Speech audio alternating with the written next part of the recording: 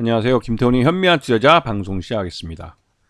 이마트가 설립한 이래로 사상 최대의 매출액을 달성했지만 이 영업이익과 단기 순손실이 발생하면서 적자 전환을 했습니다. 그동안 주가가 계속 흘러내리기만 했던 이유가 있었던 거죠. 이렇게 실적이 나빠진 것에 대해서 지금 회사 쪽은 4분기 실적을 발표하면서 건설에서 신세계 건설이라는 건설 계열사가 큰 부실이 발생해서 이것 때문에 전체 실적을 적자로 돌려놨다고 얘기를 합니다. 이 신세계 건설이 실제로 이제 대구나 이런 쪽에서 이제 미분양이 대량으로 발생하고 또 부동산 PF 부실이 발생한 것들을 모회사인 이마트가 이제 많이 막아준 거죠. 그러다 보니 이마트 실적도 뭐 별로 안 좋게 된 거고요. 하지만 전체적으로 봤을 때는 이마트가 작년 2023년부터 이 쿠팡에게 유통 부분에서 밀리는 모습을 보였습니다. 전체적으로도 지금 이 실적을 보더라도 별로 매출 외형도 줄어든 모습이고 분기별로는 하지만 하여튼 별로 좋지는 않아 보입니다. 물론 이 이마트 사업부별로 해서 16조 5천억이라는 되는 매출은 결코 적은 건 아니죠. 그리고 계열사들 다 포함하면 29조 원 정도 되니까 굉장히 큰 매출을 한 건 사실이지만 이렇게 매출 외형이 커져봤자 적자를 지속하면 실제로 뭐 앞으로 장사하고 뒤로 밑지는다고 별로 주주들 입장에서는 배당도 못 받게 되는 격이기 때문에 별로 좋지는 않죠. 그래서 이 등치 큰 공룡이라고 결국은 등치 큰 공룡은 환경 변화에 적응하지 못하고 멸종된다는 그런 말이 있습니다. 이 이마트 같은 경우는 전형적인 그런 등치 큰 공룡이 되어가고 있는 거죠. 지금 각 계열사별로 자회사 실적들을 보시게 되면 이 SSG 같이 온라인에서 판매하는 이런 온라인 마켓을 하는 업체들이 별로 실적이 안 좋은 걸 알 수 있습니다. 거기다가 이마트24라는 슈퍼마켓이죠. 이 슈퍼마켓도 별로 좋지 않죠. 그나마 좀 다행인 건 G마켓이 한 130억대 적자를 보다가 그나마 한 2억 정도 영업이익이 발생했다는 것. 이게 그나마도 다행이라면 다행이지만 이 전체적으로 2023년 전체를 통틀어 봤을 때는 마이너스 321억을 좀 나타내고 있어서 전년 655억의 적자보다는 줄긴 했지만 여전히 적자를 기록하고 있는. 그래서 이제 G마켓을 매수하는데 돈이 조 단위로 들어갔는데 이름값을 밥값을 못하는 거죠. 그러다 보니 이 신세계 이마트는 말 그대로 M&A 이런 데 돈을 많이 쓰긴 썼는데 알짜배기를 제대로 가져간 건 뭐 커피, 스타벅스밖에 없다 이런 말밖에 나오지 않고 있습니다. 그리고 무엇보다도 이 최근 들어서 이 오프라인 경기 침체에 의해 소비가 중화되면서 오프라인 매장에서의 매출도 줄어들 것으로 예상되는데 이 이마트 같은 경우는 지금까지 대형마트죠. 대형마트 할인점을 겨우 3개 줄였습니다. 재작년 1년 사이에 3개를 겨우 줄였는데 이게 성수동 본사 매각하면서 없어진 거하고 광명과 이수에 있는 것들이 각각 하나씩 없앤 거. 이게 다고 지금 133개면 지금 가장 많은 점포수를 갖고 있는 건데요.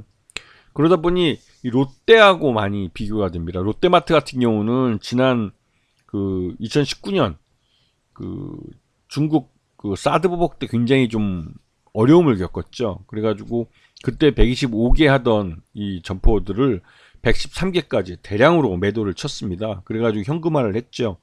지금 이마트도 그러한 현금화가 필요한 상황에 내몰리고 있다고 생각이 듭니다.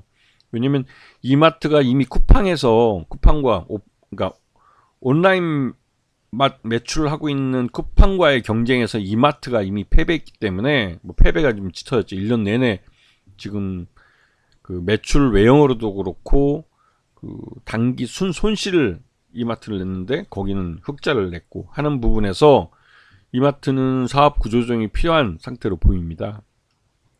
그리고 이마트 사업을 보시게 되면 전문점 사업이라고 해가지고 노브랜드나 일렉트로마트 같은 걸 하는데 일렉트로마트도 별로 좋지는 않죠. 그리고 삐에르 쇼핑이나 PK 마켓이나 뭐 이런 것들은 또 없어졌습니다. 그러다 보니 이런 데다가 무리해서 투자를 하다가 날려먹은 돈이 꽤 된다는 거죠. 그리고 지금 신세계그룹 주요 계열사를 출자 구조를 보시게 되면 이번에 가장 크게 문제되는 신세계건설이 42.7%를 이마트가 갖고 있습니다. 그래서 이마트의 실적과 바로 연동이 돼 버리는 거죠. 그런 부분이 있어서 신세계건설의 부동산 PF 부실은 이마트가 책임져야 될 부채가 돼 버리는 겁니다. 이 문제가 올해도 2024년에도 연결해서 가져가게 되는 거죠. 자, 그리고 그럼에도 불구하고 주당 이마트는 주당 2,000원에 배당금을 주기로 했습니다. 그래서 535억의 현금이 나가게 되는데요. 이렇게 그 배당금을 주게 되는 건 최대주 지분이 지금 보시겠지만 조용진 부회장이나 이명희 회장이 10%씩 또 18%씩 갖고 있기 때문에 둘이 합쳐 28%가 28.56%를 갖고 있죠.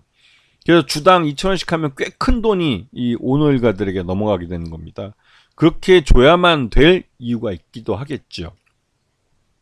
그리고 국민연금도 지난해 연말 그 이마트 주가가 많이 하락했을 때 6.87%까지 지분을 줄였다가 그다음에 일부 그 7.96%로 그 저가 매수에 나서는 모습이었습니다. 근데 최근 들어서 이렇게 좀 안 좋은 실적을 내놓게 되면 이마트에 대한 매수가 실패했다 아니면 잘못됐다라는 말이 나올 만도 하죠. 국민연금이 이마트의 사업 내용을 좀 더 신중하게 검토해 줬으면 좋겠습니다. 어차피 이제 국민연금의 그 돈은 우리 국민들이 열심히 일해서 쌓아놓은 돈인데 이게 이 최대주 특히 이제 재벌의 그 지배 구조에 이용돼서는 안 되기 때문에 보다 이 돈을 낸 국민들의 수익, 미래의 수익을 위해서 좀 잘 운영해 주셨으면 좋겠다는 생각이 좀 드네요. 자, 그리고 이 차트가 가장 중요한 차트입니다. 쿠팡이 그 뉴욕 증시에 상장한 이래로 계속 적자를 보다가 2023년, 그러니까 2022년 3분기 때죠. 처음으로 6조 원대 매출액에 1,037억의 영업이익을 내면서 확실하게 이제 영업이익을 내면서 이제 순이익을 낼 가능성이 높다는 쪽으로 넘어갔습니다. 그리고 이제 쿠팡이 2023년부터는 본격적으로 이제 영업이익을 내기 시작했죠. 그러면서 거기에 대해서 이마트는 같은 시기에 봤을 때 매출은 7조 원대 정체되어 있는데 비해 영업 손실은 들쭉날쭉하다가 결국은 마이너스까지 기록하는 때가 나왔죠. 그리고 올해 2023년, 그러니까 작년이죠. 2023년에는 영업이익 기준으로 적자를 기록해 버렸습니다. 물론 이건 이마트만 놓고 봤을 때는 흑자를 냈지만 신세계건설과 연결해서 봤을 때 적자를 기록해 버린 거죠. 그러다 보니 이 쿠팡과 이마트의 유통대전에서 확실하게 쿠팡이 우위에 서는 모습입니다. 자, 그래서 2023년은 이마트에게 사상 최대 매출액이라는 영광을 갖다주고 올해 2024년에는 30조 원 매출액이라는 사상 최대 매출을 경신할 것으로 보이지만 영업이익과 당기순이익은 적자 전환한 데서 다시 적자 지속을 할 가능성이 높아진 거죠.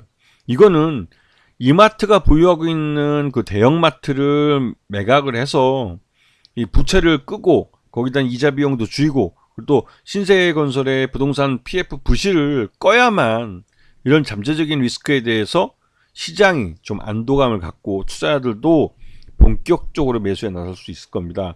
하지만 그전에는 이마트에 대해서 그 불신하는 시각들이 많기 때문에 지금의 실적, 이 실적에 따른 주가 약세는 또 당분간 이어질 가능성이 크죠. 물론 최근 들어서 윤석열 정부에서 그 기업 밸류업 프로그램 해가지고 이 이마트나 이런 자산주들에 대해서 이런 기업, 그러니까 주가 부양을 위해서 여러 가지 뭐 주가 부양책을 내놔라 하고 있기 때문에 이마트는 아마도 이 보유하고 있는 대형마트들이나 이런 자산들 일부를 매각하겠다고 나설 가능성이 있습니다. 사업 구조조정을 하는 거죠. 그에 따른 그 대규모 그 대량 해고는 아마도 이제 총선 이후에 나타날 가능성이 크기 때문에 총선 전에는 그런 사업 구조조정을 꺼내놓기는 어렵긴 할 겁니다. 하지만 길게 보면 이마트는 그런 사업 구조를 하지 않으면 지금 현재 이 적자에서 빠져나오기 굉장히 어려운 구조이기 때문에 그 이마트의 이런 그 실적 부진에 따른 주가 하락은 당분간 계속될 수 있습니다. 그래서 확실하게 사업 구조조정을 하겠다는 신호를 시장에 줘야만 이 방향성을 돌려놓을 가능성이 있는 거죠. 그전에는 어려워 보입니다. 네. 자, 오늘 방송 여기서 마치겠습니다. 감사합니다.